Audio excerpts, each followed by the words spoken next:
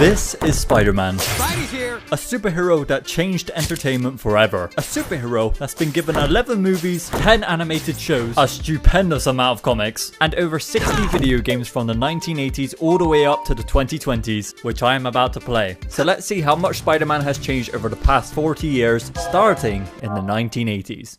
This is the first ever Spider-Man game. Put some red and blue pixels together, allow the guy to shoot webs to climb a building, then boom, you can call it a Spider-Man game. Apparently this is the Green Goblin, and his objective is to stop you from reaching the top of this building. Honestly, this game can be super tedious at times because when you miss a web, you will fall, and it is so hard to recover. Brilliant. To cut this game some slack, it was released on the Atari 2600, but overall, for a first attempt at a Spider-Man game, it's kinda what I was expecting. Unlike the next game, which is The Amazing Spider-Man and Captain America in Doctor Doom's Revenge. What a mouthful of a title. Now for those hardcore Spider-Man fans, you will know that this isn't actually the next Spidey game that features Spider-Man. In fact, Questprobe is. But as we move through the decades in this video, I've also included segments where we'll be looking at cancelled Spider-Man games, mobile Spider-Man games, and games that feature Spider-Man. That's right. This is the ultimate Spider-Man video. But with that being said, let's get back to this. The short conclusion to this game is that it sucks. There's like no difference between Spider-Man and Captain America's mechanics, which makes me think they're both just here to bring more sales to the game, even though it ended up being declared as the 27th worst game of all time. I'll give the game props for the villains you fight, like the Rhino, Electro, Hobgoblin. Dude, they even got the Hulk. Spoiler, it's just a Mysterio illusion. But on the other hand, you also get to fight villains like Audible. Who the fuck is Audible? I thought the comic panels they used to tell the story was a neat idea. The graphics are definitely a huge step up from the first game. And well, in all fairness, I'd bloody hope so with a 7-year release gap. But that being said, just 1 year later, they somehow managed to make a game that looks worse again. And that game is the famous Amazing Spider-Man. It's not famous. In fact, it's completely bollocks. Why does Spider-Man crawl like a toddler? This game is just super goofy. Why is it when you get hit, instead of showing battle damage on the suit, you just lose every inch of skin and organ down to the bone? I did not like this game one bit. Truly, it just felt like a button pushing simulator because, well, that's all you do. Luckily, the next game is a tad bit better because it introduces the Kingpin. So for some reason, Kingpin is about to nuke the city, and everyone seems to be on board with it. In fact, even the police are trying to stop me from saving the city when there's literally a crime happening 2 feet away. Dude, they'll even throw you in jail if you fail. Before the first Spider-Man game to release on a Sega console, it looks good. The mechanics are solid. Fighting though can be a thunderfuck of emotions. Dude, how am I supposed to do this without taking immense amount of damage? Brilliant. I've just been stabbed to death by an obese Ninja Turtle. Overall, this is once again one of Spider-Man's weakest games, but luckily that trend stops for a little bit with Spider-Man the video game. This was the first game that introduces my favorite Spider-Man villain, Venom. And while similar to this completely useless fight scene I created, Spider-Man the video game is an arcade beat-em-up that's actually really good. You end up fighting some of the most iconic Spider-Man villains known today. And although the boss fights can be a tad repetitive, I love the implication of different camera views that show off the pure scale of some of these boss fights. Especially this Venom fight, which was actually peak. With this being an arcade title, it also allows 4-player co-op where you get to play as either Spider-Man, Black Cat, Hawkeye, or Namor. Honestly, what an odd choice of characters. But if I saw this game at an arcade in today's era, best believe I'd hop on that ASAP, because although it's like an hour long, I'm just glad we got a decent Spider-Man game for once, which I can also somewhat say about the next game as well. This is The Amazing Spider-Man but on the Game Boy, aka the first ever handheld Spider-Man game. The gameplay is very straightforward, it's just another 2D side-scroller beat 'em up. However, as soon as you figure out how to swing, the game's over. Right then, this just feels like cheating. I managed to wrap this bad boy up within half an hour. The plot is also kinda cool. Spider-Man's identity has been revealed and Mary Jane has been kidnapped. You'll be using a walkie-talkie to talk to the villains to figure out where to go next. And the 5 levels you get to play are pretty fun for what they are. For a first attempt at a handheld Spidey game, it did the job. But I cannot say the same about its sequel. This game is garbage. And we're honestly going to pretend it doesn't exist anymore. It's that bad. The story is so random. Spider-Man has been framed for what I think says a robbery. And for what I played, it was just boring and impossible to beat at times. It's also sad to see that another popular villain known as Carnage had his debut appearance in this game, but unfortunately the Game Boy just didn't do him justice. Spider-Man Return of the Sinister Six. The Sinister Six has returned and we gotta defeat them. Look, I don't want to slander all these old Spider-Man games, but at the same time, they kinda deserve it. The controls in this game are so infuriating. On the Sandman level, I fell down this hole and was seriously stuck down here for like a solid 5 minutes. All because I couldn't get the web swinging to work properly. Listen, defeating the Sinister Six will always be a good idea for a video game, but when you pair it with some janky ass controls and old mechanics, it just becomes a lifeless mess. Spider-Man and the X-Men in Arcade's Revenge. Right, this game is just unforgivingly hard. The first level has you running around grabbing these flashy red things in order to proceed to the next level, and once you do get them, you enter a world of pain, my friend. I found the mechanics to be good enough to actually get around each level, but everything they got going here just isn't for me, man. Wolverine's fighting clowns, Cyclops riding minecarts, Storm is a bloody mermaid, and Gambit is against mechanical chess pieces. What is that about? I think it's safe to say that Spider-Man has officially had a horrible lineup in the 90s, and even the next one is just so bad. The Amazing Spider-Man 3 concludes this terrible trilogy, with the exception of the first game, and while amazingly the third one is definitely the worst. Playing this game stole 13 minutes of my life I'll never get back. In the end, I ended up perching myself on this brick wall, acting all mysterious and shit, because that was the only moment where I felt some sort of joy playing this game. Thank God Maximum Carnage is good though, because I was genuinely on the edge of losing it. What makes this game so unique to me is how it actually takes panels from the Maximum Carnage comic run. This is another beat 'em up game that took me a few minutes to get used to, but best believe, once I locked them mechanics down, nothing was stopping me. I don't really understand why Spider-Man is constantly getting jumped by these randomers, but I'll tell you now, both Dana and Lizzie put up one heck of a fight. This game is also called Spider-Man and Venom, but Venom isn't playable until the 4th stage, which I thought was kinda stupid. In the end, you get to beat up Carnage as he charges at you with 2 axes and the intent to kill with no mercy. What more could you ask for?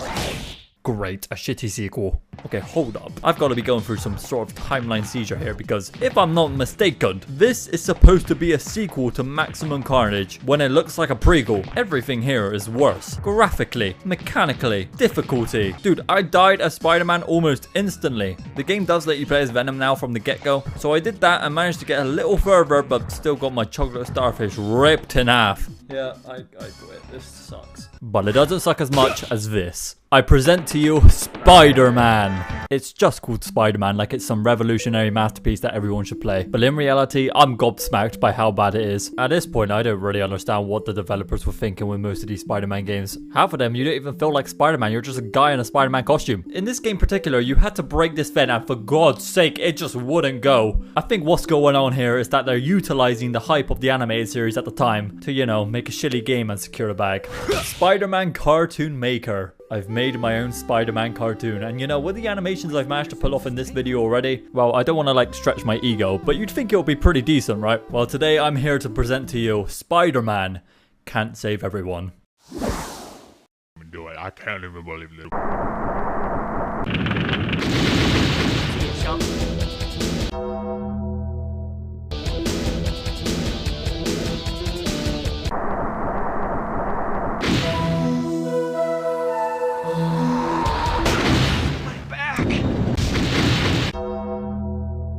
I believe there's a hero in all of us.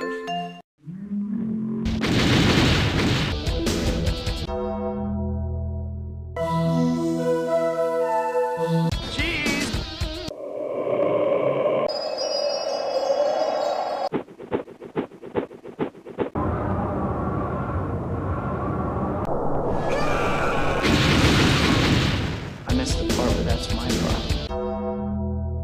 The Amazing Spider-Man Lethal Foes. So this game is only in Japanese, so I cannot tell you what the hell these characters are saying to each other. All I know is that this game is alright. The animations are super polished, and I really like the design they got going for my boy. But one thing I didn't like about this game was that damn timer. Although it haunted me every second I played, I have never had such a clutch moment in a game before. In the second level of the game, you end up going down these sewers, which is a literal maze, near enough making this level impossible to be, and honestly I don't know how I did it, but I made it to the lizard with 7 seconds remaining, which meant I had to beat this green lab rat to the ground as fast as I could, even if it meant I had to sacrifice my entire health bar. And somehow, after watching Dr. Connors lash out, I pulled off a damn miracle. There's no way I do this. Bro, he's choking me out. What a dirty dog. Yeah, it's done. It's done. Oh my god. Bro, look at my health bar. Put me in a clutch compilation, bro. What the hell was that? The entire city is on fire. The sky is synthwaves. And Spider-Man looks so cursed. What is this 3D model attempt? Web of Fire is like a fan-made Spider-Man game developed on Scratch. Oh my god, if I get hit by one more brick, I'm gonna start seeing red. Beating up enemies is so annoying, I'll just end up swinging past them. However, if I do take on a fight, Spider-Man will just suddenly tweak out for a split second and take it all out on the floor. The only part I kinda liked about this game was the web swinging, but eventually, all good things must come to an end.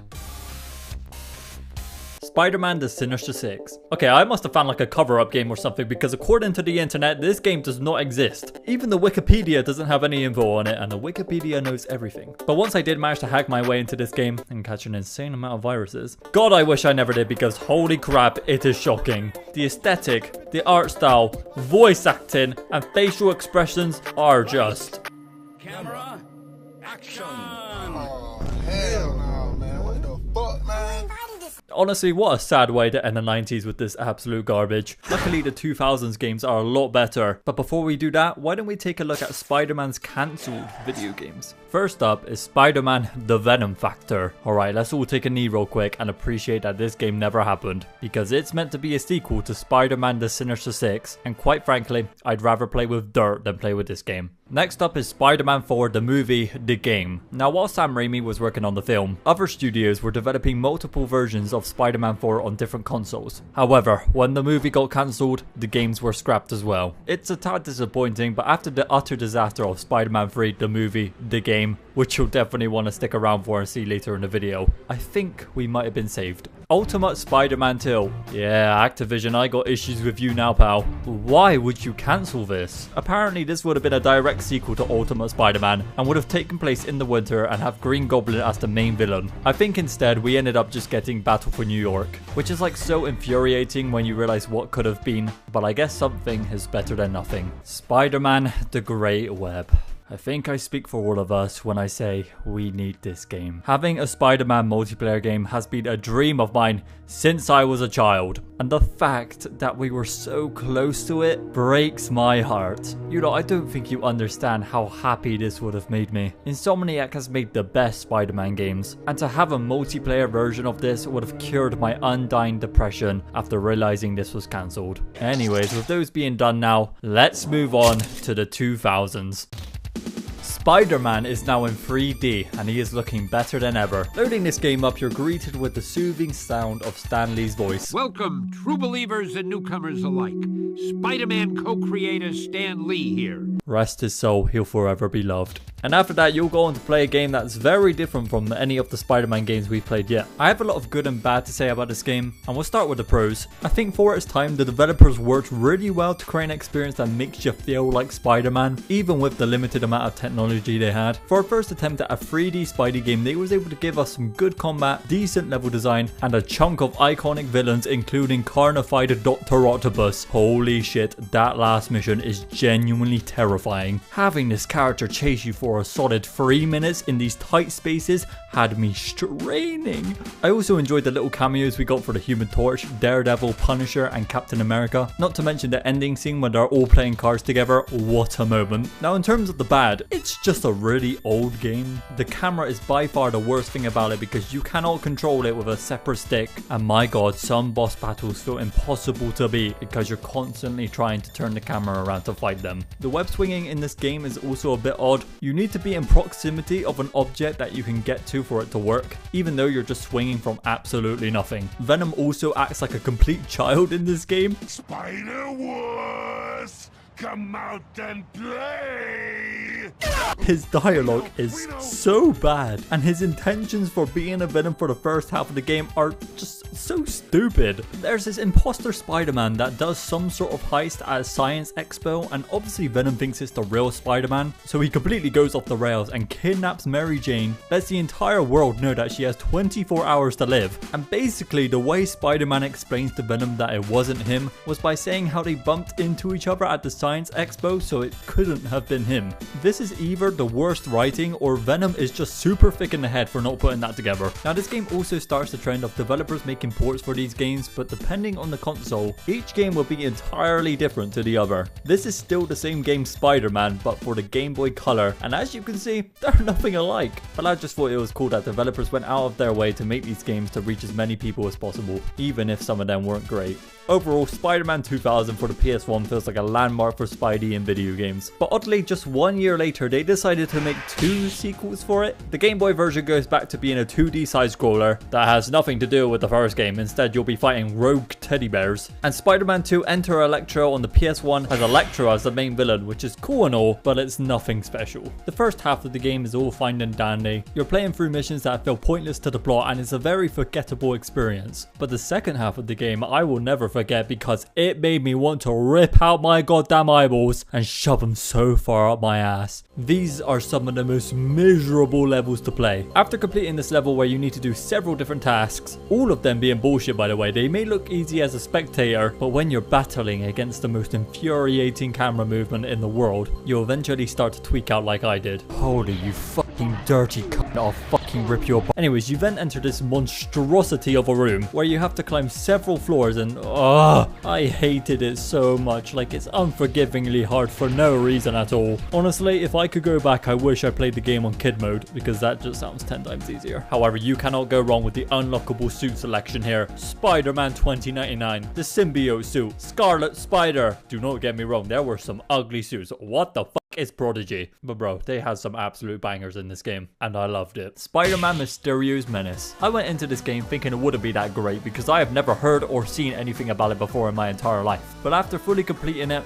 I was pleasantly surprised by how good it was. I think so far it's my favorite 2D Spider-Man game yet. It released on the Game Boy Advance and by golly, the visuals are delightful. They're filled with these rich and colourful environments from the city streets to circus tents. Moving around felt super satisfying with the tight and responsive controls. I also enjoyed each level from a gameplay perspective. Enemies are not too tough to beat, but they'll for sure give you a beatdown when necessary. And some of the boss fights are punishing as fuck, like this Scorpion one, man.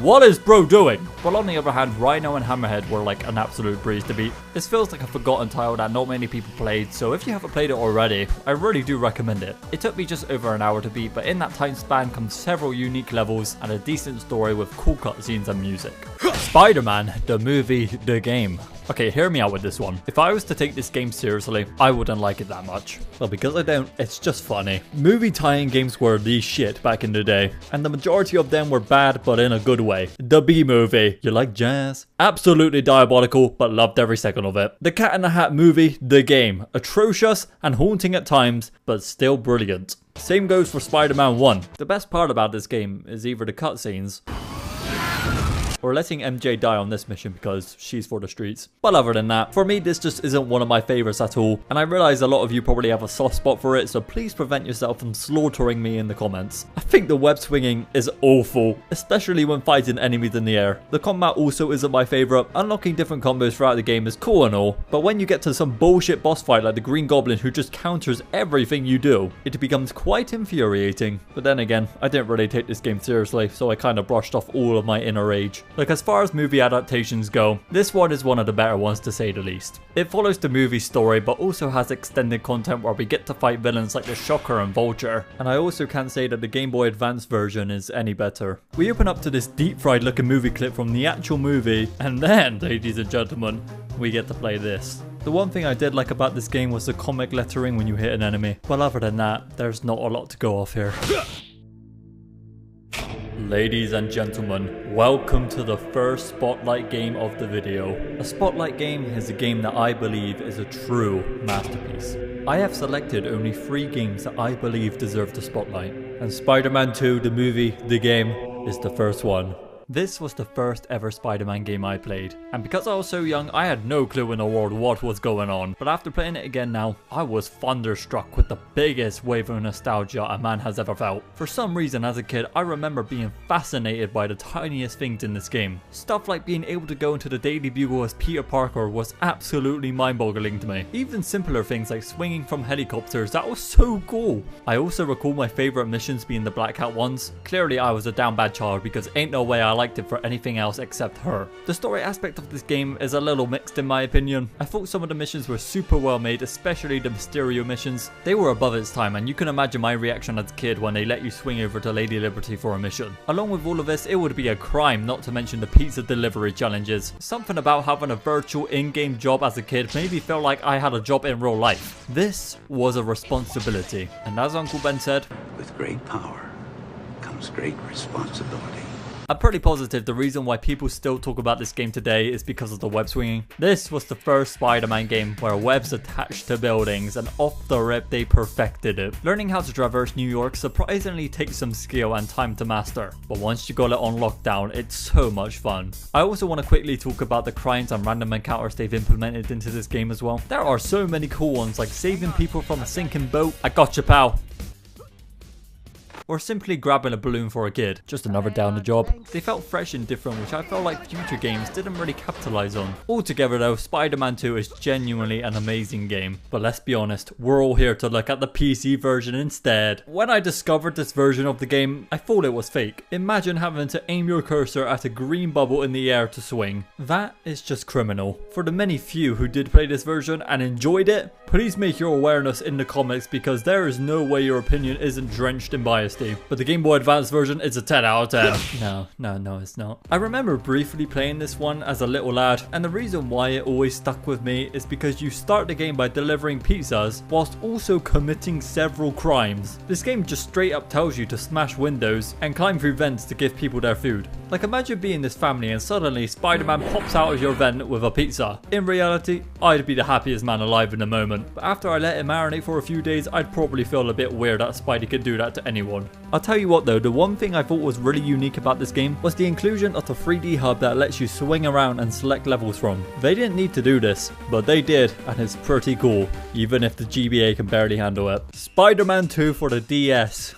God, why did they make so many? This one is better than the previous two we just looked at, but it's still very flawed. I definitely couldn't imagine getting past the first level as a kid, because it's a maze that my little mind wouldn't be able to comprehend. Nevertheless, I do kind of like this game, but you gotta have an insane amount of patience for it. Spider-Man 2 on the PSP. Fucking hell. Playing this game gave me deja vu, because it might as well be a report of Spider-Man 1 on the PS2. They have reused so many assets from that game and just slapped it into this one. The web swinging, for example, is just a carbon copy. I also don't understand why they got J.K. Simmons to voice J. Jonah Jameson for this game, but not for the PS2 version. That was a missed opportunity and a half. Overall, this version just feels so weak. Peter looks like a 40-year-old man.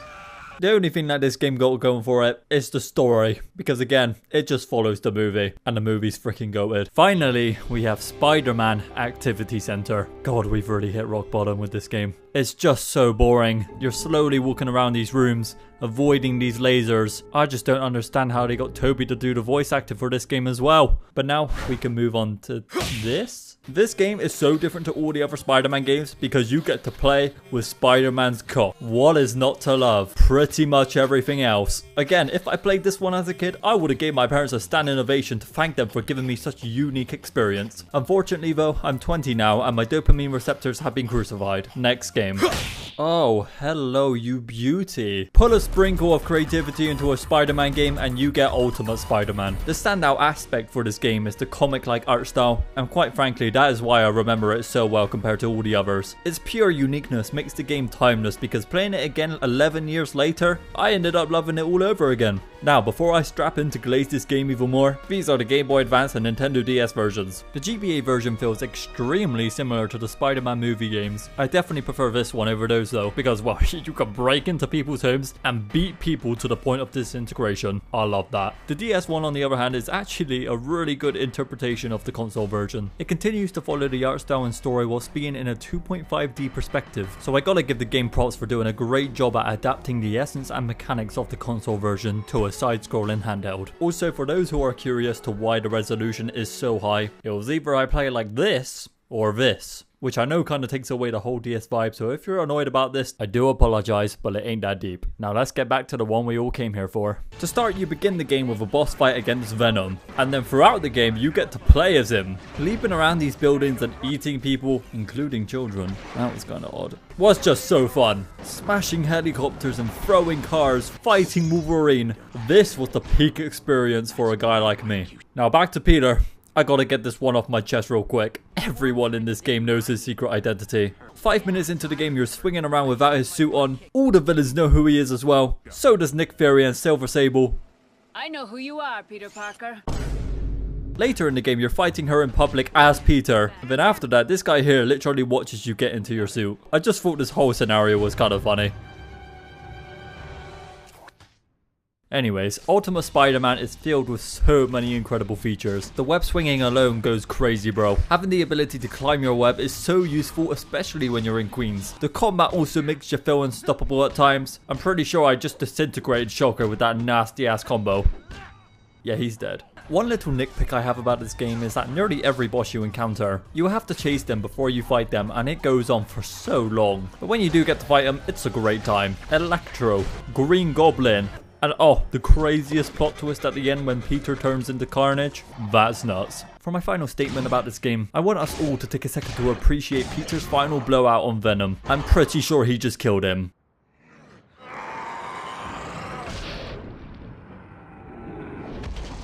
Yeah, bro just got flatlined. Spider-Man Battle for New York. This game is cool because it's the first game that lets you play as Green Goblin without using cheats. Yes, I know he's in Spider-Man 1 and flying around as him is genuinely more fun than playing as Spider-Man. Anyways, the Green Goblin's fighting mechanics lets you belly flop and firebomb enemies, which seals the deal for me. It released on the DS and Game Boy Advance, and the story and plot are essentially the same across both versions. However, obviously the gameplay experience is very different. The DS version features more complex mechanics thanks to the hardware, whereas the GBA is more of a basic 2D beat-em-up. A little fun fact about this game is that it's actually a prequel to Ultimate Spider-Man, and as I mentioned before, the console version got cancelled. But what we got here is decent. Unlike Spider-Man Hyperscan, this is hands down the weirdest Spider-Man game I've played yet. It's like a mesh of all the Sam Raimi movies put together, and you can select different moments to play. 1 minute you're saving Mary Jane, the other minute you're running low on rent and gotta sell some pizza. Spider-Man 3, the movie, the game. What I'm about to tell you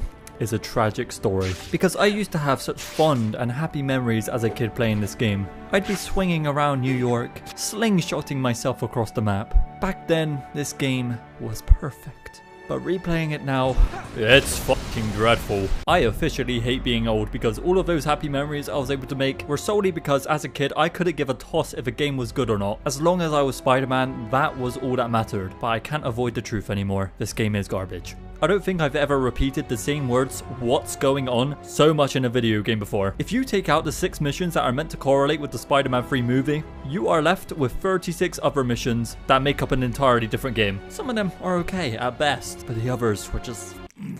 Screw the missions where I have to swing with MJ on my back. She's a bop. Don't associate me with her. Let's talk to Betty instead. Hey, Betty. Looking good. Ho ho ho. Thanks, Pete. No, seriously, I would definitely... Okay, retreat. You're lost, babe. The only perks the game gives us for having the symbiote suit on are these cutscenes. Nothing that's stopping your gums from flapping wouldn't solve. Other than that, it's super underwhelming. One thing I can heavily praise about this game are the animations after you fail a QuickTime event. Ow. Oh god. Oh. Ow. Oh, and of course, this one.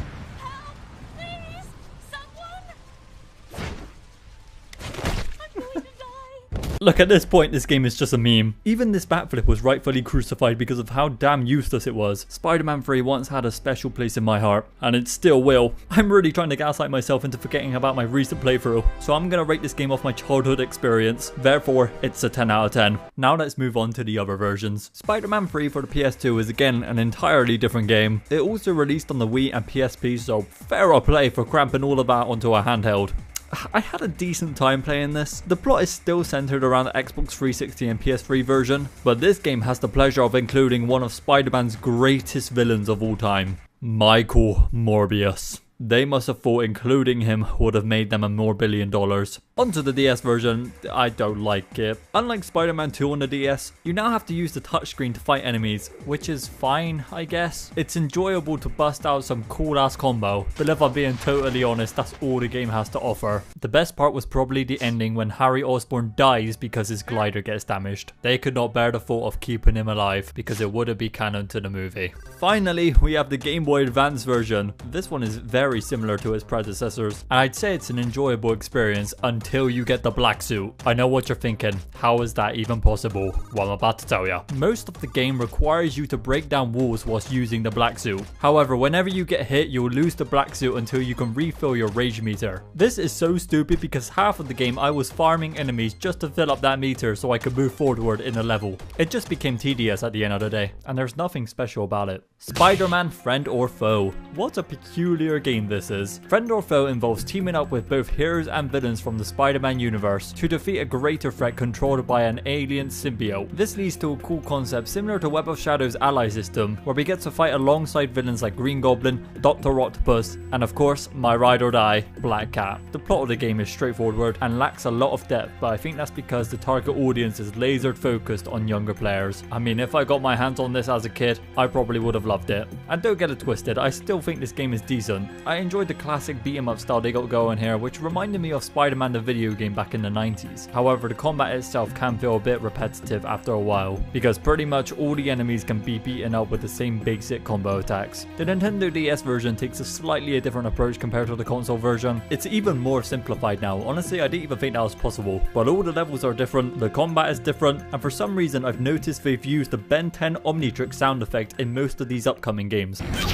What the hell was that about? Overall, Friend or Foe on the DS isn't bad, it's just super easy. Spider-Man Web of Shadows. My name is Peter Parker. I was bitten by a radioactive spider, and what comes after that is pure depression. I thought protecting the city was my responsibility. Turns out, Uncle Ben was wrong. The city's mine now. I have an insanely hot girl. Okay, I need to chill the fuck out. All jokes aside, embracing the symbiote is the way to go. This game is brilliant. Web of Shadows gives you the symbiote suit off the rip. And what's cool about it is that you can make choices throughout the game to determine if you're going to be a good Spider-Man or a bad Spider-Man by the end. And at first, I told myself, you know what, I'm going to be a good Spider-Man and do Uncle Ben proud. However, as soon as I saw Black Cat pop up on my screen, I have never folded faster in my entire life. And it was the best decision I have ever made. Seeing MJ's face when Spidey and Black Cat had their little intertwine, whatever this was, felt immaculate. This suit just straight up turns you into a villain, man. You can thunder a car at a civilian and they'll get severely injured, and you could just leave them there to die. Some of the choices I made throughout the game I ended up genuinely feeling bad for. Ripping Wolverine in half was not on my bingo card for choosing the black suit choice. Killing Eddie with no mercy after hearing him say please help me made me drop a tear and slightly regret my actions. The suit also gives you more aggressive combat. Like, what in the world did I just unleash? I definitely prefer using this rather than having the suit off, although normal Peter has some fun attacks as well. Overall, the combat is phenomenal, but blimey, does this game force you to use the web strike so damn much. I must have used this move over 1,000 times. Fighting these symbiote vultures was so boring because you can only beat them by repeating the same attack. If you're lucky, you can get a web pool in there and land like 2 normal hits. But then again, what's the point, because there's barely a payoff in damage for doing that. Another new aspect about Web of Shadows is the wall combat. Why on earth has no other Spider-Man game done this before? It can be a little clunky at times, but knee sliding and fighting these enemies on the walls was just such a new, fresh idea that I loved. One thing I really didn't like about the combat was that goddamn lock-on system. Tell me why things will lock onto other things across the fucking map when I'm trying to lock on something that's right in front of me. This felt really janky and I often just had to avoid it. A good alternative though are these swing kicks. Holy shit, they do so much damage. Bro, I sent Symbiote Wolverine across the map with this bad boy attack. Speaking of swinging, I love it in this game. There's something so acrobatic about it that feels so good. The whole movement system feels very fluid if you can master it. But now, let's talk about the other versions. Spider-Man Web of Shadows Amazing Allies is not that great. Imagine your dad comes in with the new hit game Spider-Man Web of Shadows, and you're expecting to play this But when you load it up on your old ass PS2, you get this instead. I don't know about you, but I'd be fucking distraught. However, if he got me the DS version, suddenly I'm happy again because it's quite good. Combat wise, it was a standout to me because I don't know why, but something about dashing into these enemies and knocking them all over like bowling pins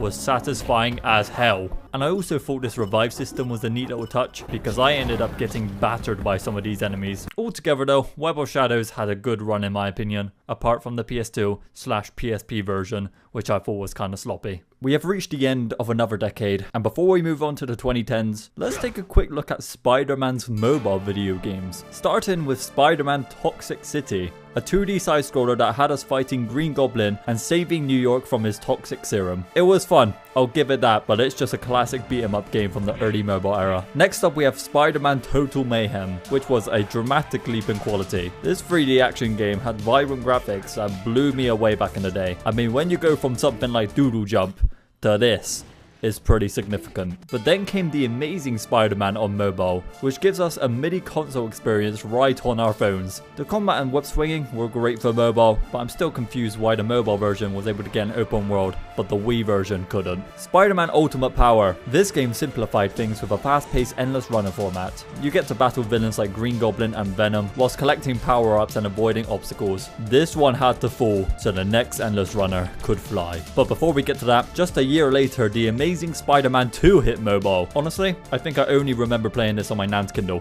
Finally, we have Spider-Man Unlimited. Deadass my favorite mobile game ever. It's an endless runner with a comic book art style and storyline where we get to team up with different Spider-Man variants across the multiverse. Yuri Lowenthal also voices Peter in this game, which is so cool. This was treasure in my time, and when I saw it get shut down, I lost a part of me that day. Oh, and I forgot to mention Spider-Man 2 on the Nokia. It's dreadful, and I wouldn't even wish my worst enemy to play it. That being said, that's all the mobile games. Let's move on to the 2010s. Ladies and gentlemen, welcome to the second spotlight game of the video, Spider-Man Shattered Dimensions. This game to me is yet another timeless masterpiece that's so innovative and creative, it's truly insane. To start, we gotta talk about the voice actors. Each Spider-Man is voiced by a person who previously voiced Spider-Man in an animated TV show. That is just so cool. My personal favorite is Josh Keaton because he voiced the Spectacular Spider-Man, aka the greatest Spider-Man show ever made, and I'll die on that hill. The 4 Spider-Man you get to play as have such a diverse amount of gameplay. Amazing Spider-Man sticks to the classic Spidey action. Ultimate Spider-Man embraces the symbiote and allows you to take on so many enemies at once. Spider-Man 2099 focuses on futuristic combat with the ability to move so fast that it slows down time. And Spider-Man Noir is pure stealth. Alongside this, each one of them have completely different aesthetics. My god, Noirs is so damn cool. Bro, how can you not love this? They've also picked out some top tier villains for this game. Carnage, Electro, Sandman, flipping Deadpool. This design is hideous, but still, it's Deadpool. Now, unlike most Spider-Man games being an open world experience, this takes on a more linear approach, and personally, I think it works like a charm. I've seen reviews about people complaining how a lot of the levels are similar in design, and I'll admit, it is a little like that, but it never really crossed my mind whilst playing because every level is so different because you're playing as a different Spider-Man with completely different environments. One minute you're trying to stop a giant sand tornado, next minute you're hiding in the shadows avoiding a cannibal vulture. It's enough to make each level feel fresh and unique every time, and that's what I love about it. This game also deserves the spotlight just for existing because without it, we would have never have gotten the Spider-Verse movies, and I can't live without those. Shattered Dimensions on the DS is enjoyable, but very scaled back compared to the console version. They completely got rid of Ultimate Spider-Man, which I guess is fair because what they were going for here is each Spider-Man lacks an ability that the other Spider-Men have, and you have to gather conduits to gradually unlock all of their powers. I'll be honest, it's a tad confusing, and little me would have had a breakdown trying to take in all of that information. He also would have tweaked out not knowing that you had to grab Boomerang's boomerang and lob it straight back at him. For a solid 5 minutes, I didn't know how to defeat this guy. It's a little embarrassing, but we got there in the end. Spider-Man and Friends Secret Missions. Holy shit, what a throwback and a half this game is. Looking back on it now, it seems like it was designed to be an educational experience where you play through different chapters as Spider-Man. You do your shopping, you do your recycling, and you learn how to pack things up. Honestly, I think this game was setting me up for adulthood. Clearly my parents wanted me out the house as soon as possible. Spider-Man Edge of Time. Okay, what the flip, Beanox? You come out with an absolute banger filled with the most creative environments I have ever seen. And then you drop this game, which keeps you in the same building the whole time. For a good 5 hours, you'll be looking at the same walls, assets, and enemies because everything here is set in Alchemax, which is a boring sci-fi science lab you'll probably only recognize from the Spider-Verse movies. This one is quite disappointing for me. The game takes classic and 2099 Spider-Man, where they tell a story based on what happens when you mess with the past and how that changes the future. Edge of Time starts with the death of Spider-Man, and in order to prevent this, both Peter and Miguel must stop Anti-Venom, who turns into this atrocity, and later in the game, you'll go on to fight the CEO, aka future Peter Parker.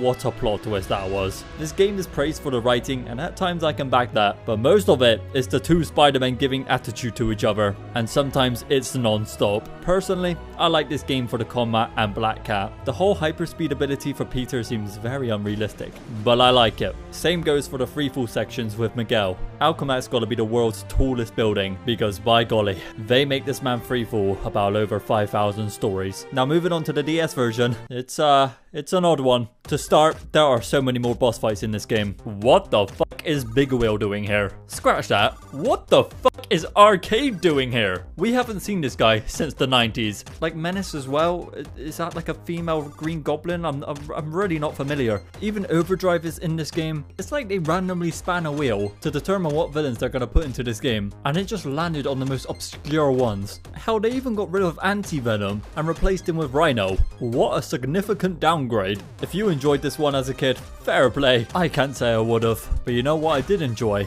The Amazing Spider-Man.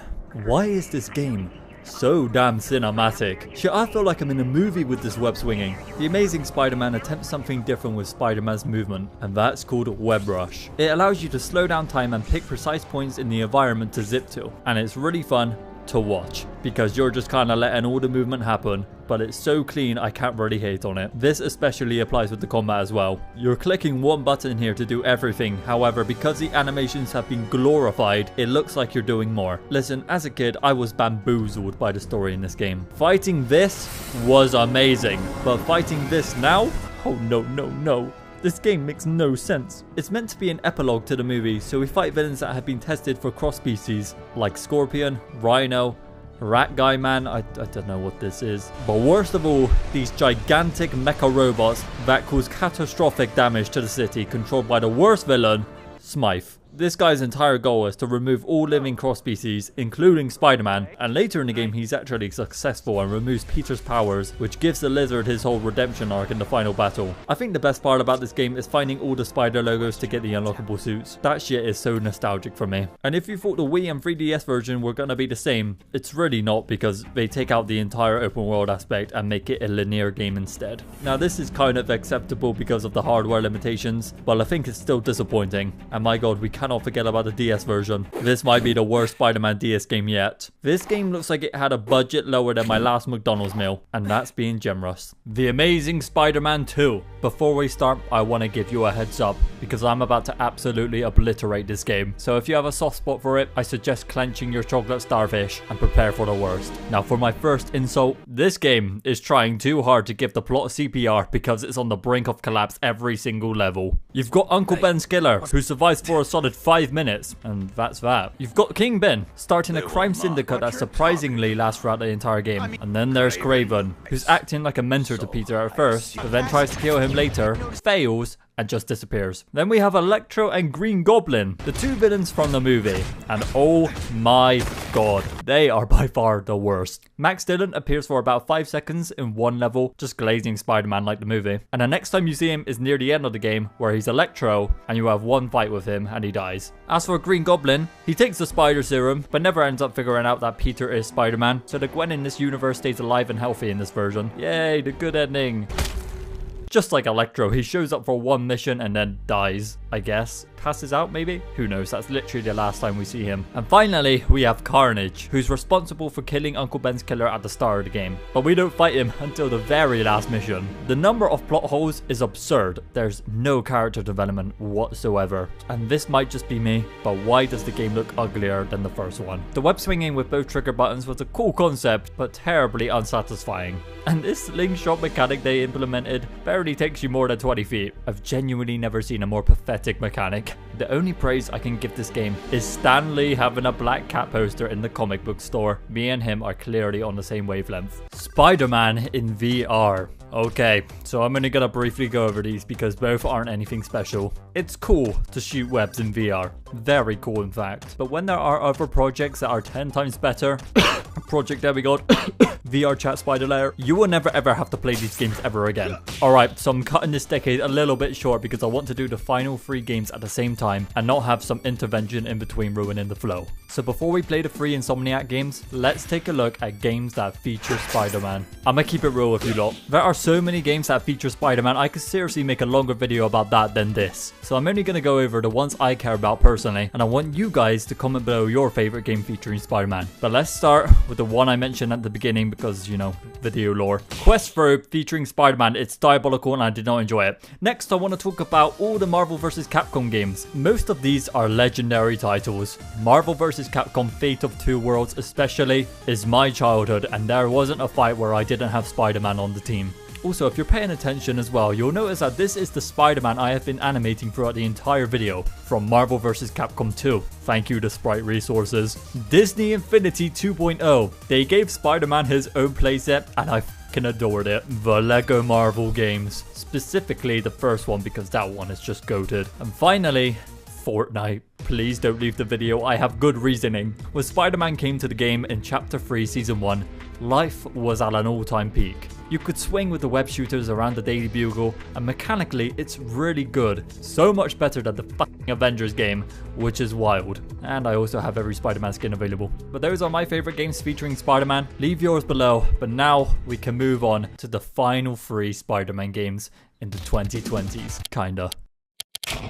We have now reached the final spotlight game of the video. This game has a special place in my heart and goes down as my favorite Spider-Man game ever made. I've kind of taken the piss throughout the entire video, but now we're gonna get down and personal. Marvel Spider-Man, from the minute it was revealed 9 years ago at E3, left an excitement in my heart that I haven't felt for a game since. Seriously, nothing will compare to the day I ran home from school to sit and play this game until my eyes couldn't stay open anymore. I can't even comprehend the joy I felt because this is a core memory that will stay with me for the rest of my life. And I know it may sound corny and a little bit silly, it's just a video game, right? But to me, starting up that game, putting that suit on, then jumping out of that window and swinging had me in a state of mind I can't even explain. The story of this game is one of my favorite Spider-Man stories ever. Playing as an older Peter who's more experienced as Spider-Man really resonated with me. You feel the weight of his journey, the struggles he's faced, and the balance he's trying to find between being Peter Parker and Spider-Man. The way the game presents his relationships with Aunt May, Mary Jane, Miles, and especially Dr. Octavius, a mentor who you slowly watch become overpowered by his own obsessions as his body continues to fail him. It's just so beautifully crafted.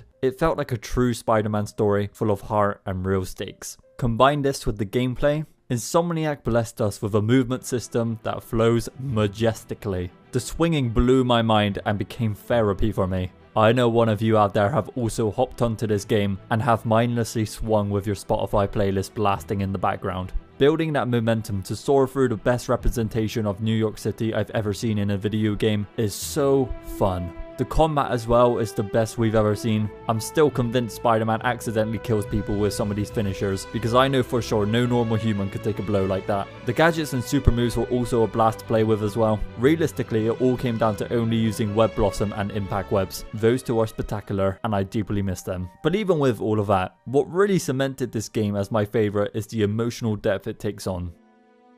Take off your mask. I want to see my nephew. Damn it, it still gets me till this day. This wasn't just a game about beating up bad guys. It's a game about loss, sacrifice, awesome missions, not so awesome missions, but we need character development, so I'll let that slide. And of course, Black Cat. Sorry, I might have just ruined a good moment there. Jokes aside, this game is a 10 out of 10. It's, in my eyes, a perfect story about Peter Parker and a perfect origin story to Miles Morales. This is a much shorter experience compared to Peter's journey, and I see a lot of people say it could have been a DLC. Well, I'm so glad it wasn't. Having a full game revolved around Miles felt fresh and unique. Leaping off these buildings and falling into a headfirst dive is just full of the exaggerated swagger of a black teen. No, I'm kidding, that is not the script we're going off. But Insomniac did cook with Miles' animations because they take a more realistic approach of an upcoming Spider-Man that isn't as polished as Peter yet. Being able to do so many more air tricks compared to the 4 that were in the first game made the web swinging so much more fun. Chain this together with the Venom jump and dash too. Incredible. The combat itself has a huge upgrade, combining the gadgets from the first game with Miles' Venom powers. Along with camouflage, this dude is actually so powerful. And the story is once again fantastic. Witnessing his gradual progression of stepping into the shoes of Spider-Man whilst dealing with the loss of his dad, finding out his uncle was the Prowler, and nuking his best friend in the sky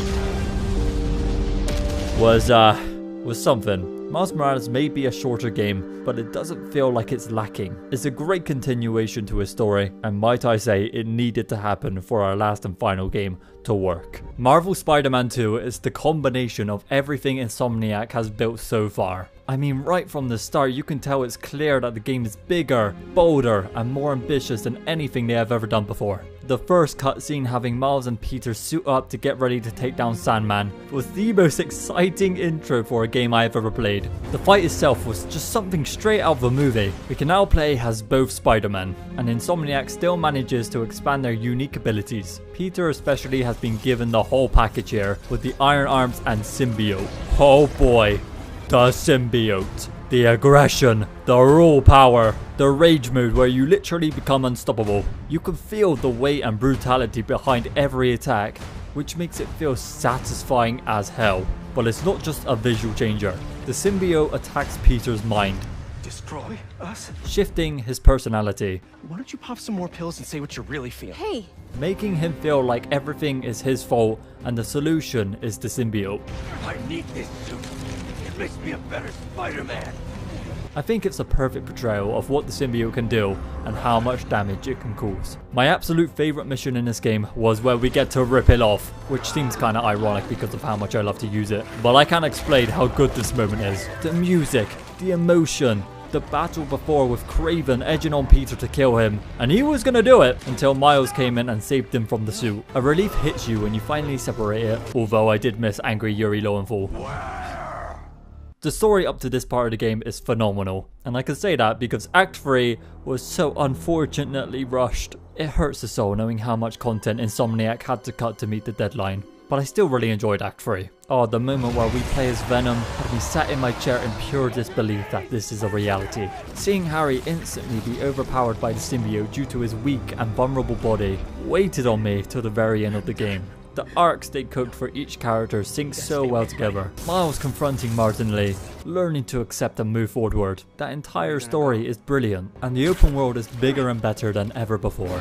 I think this is the best movement system in any game ever. The web wings add a dynamic depth that lets you travel faster than ever. Other mechanics like the slingshot and loop-de-loop were things I've always wanted to see done properly in a Spider-Man game, and here it is. There's much more to say about this game. Every villain here is amazing with incredible boss fights, from the Lizard to Kraven to Venom. Hell, even fighting Scream for that one mission was awesome to see. Now what am I thinking? This game also deserves the spotlight. And with that being said, Spider-Man is a character that's come a long way. We went from this to this in a span of 50 minutes or so, covering over 60 video games. Every decade has brought something new. Looking back, it's clear that Spider-Man is an icon. The greatest superhero of all time. And if you've managed to fug it out to this part of the video, from the bottom of my heart, thank you so much for watching. If you'd like to share your appreciation in any way, liking the video or subscribing is greatly obliged. But hey, this has been me playing every Spider-Man game ever.